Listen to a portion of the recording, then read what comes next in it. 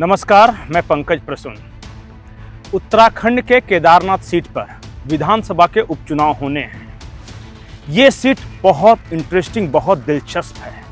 इसकी पूरी कहानी मैं बताने जा रहा हूं, गौर से सुनिएगा। 2016 में कांग्रेस में एक बहुत बड़ी बगावत हुई। शैला रानी रावत भारतीय जनता पार्टी में आ गई और उसके बाद हुए चुनाव में शैला रानी रावत ने जो कांग्रेस के उम्मीदवार हैं उन्हें हरा दिया। अभी जो उपचुनाव हो रहा है वो ये इसलिए हो रहा है कि शैला रानी रावत का निधन हो गया है। अब इस निधन के बाद जो उपचुनाव हो रहे हैं वो उत्तराखंड की जो धामी सरकार है उसके लिए बहुत कांटे की लड़ाई नहीं, बल्कि ये कहिए कि प्रतिष्ठा की लड़ाई बन गई है। वो इसलिए क्योंकि कुछ दिनों पहले बद्रीनाथ में उपचुनाव हुए और उस उपचुनाव में कांग्रेस की जीत हो गई।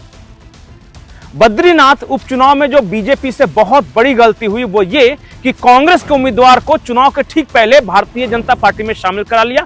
इसके कारण लोगों में रिएक्शन हुआ और जिस कैंडिडेट को शामिल कराया गया था वो हार गए, तो भाजपा की हार तो हो ही गई। इसलिए अब जो दूसरा उपचुनाव हो रहा है, केदारनाथ उपचुनाव, ये पुष्कर सिंह धामी के लिए प्रतिष्ठा की सीट बनी हुई है। कैंडिडेट कौन हो सकता है? तो जो जैसी चर्चा चल रही है उसके अनुसार एक तो पुरानी दिग्गज आशा नौटियाल हैं, उन्हें उम्मीदवार बनाया जा सकता है। दूसरी उम्मीदवार हैं शैला रानी रावत की जो बेटी हैं ऐश्वर्या, वो उम्मीदवार हो सकती हैं क्योंकि सिंपैथी वोट उन्हें मिलेगा। और अगर कांग्रेस की बात करें तो हरीश रावत वगैरह बहुत सारे लोग ट्राई कर रहे हैं। तो क्या इस बार फिर से उपचुनाव में धामी सरकार को अग्नि परीक्षा से गुजरना पड़ेगा? यह बहुत बड़ा सवाल है। और अगर केदारनाथ के डेवलपमेंट की बात करें तो पुष्कर सिंह धामी की सरकार ने वहां इतने काम किए हैं कि कहा नहीं जा सकता।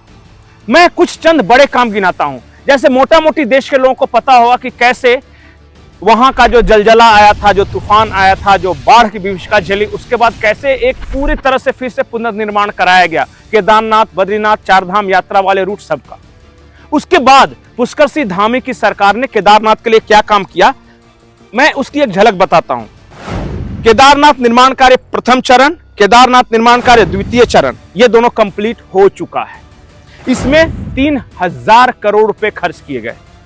इसके अलावा केदारनाथ विजयनगर पठालीधार मोटर मार्ग, ग्रामीण मार्ग में रुद्रप्रयाग अगस्त मुनि से कुरझंड तक, उसके बाद केदारनाथ मस्तूरा दिल्मी करोखी मोटर मार्ग 2 करोड़ 25 लाख, केदारनाथ उदयपुर पेंज करोखी मोटर मार्ग प्रथम चरण कंप्लीट हो गया है। इसके अलावा वहां नौकरियां जो रोजगार सृजन की गई उसके बारे में कई जंतु विज्ञान के विद्यार्थियों को, अभ्यर्थियों को वहां सरकारी नौकरी दी गई। तो डेवलपमेंट के लिहाज से बात करें तो केदारनाथ में पुष्कर सिंह धामी की सरकार ने जितना विकास का कार्य किया है, जो कि आधिकारिक आंकड़े बताते हैं कि 3 लाख करोड़ रुपए सिर्फ उस इलाके में खर्चा किए गए, जिसमें केदारनाथ का पुनर्निर्माण, चारधाम यात्रा, बद्रीनाथ का जो पुनर्निर्माण था, सब कुछ शामिल है। इतना काम करने के बाद भी और अभी अभी उनकी एक दिग्गज नेता शैला रानी रावत का निधन हुआ है, उसके बाद उस साए में ये उपचुनाव हो रहे हैं। दूसरी ओर कांग्रेस है।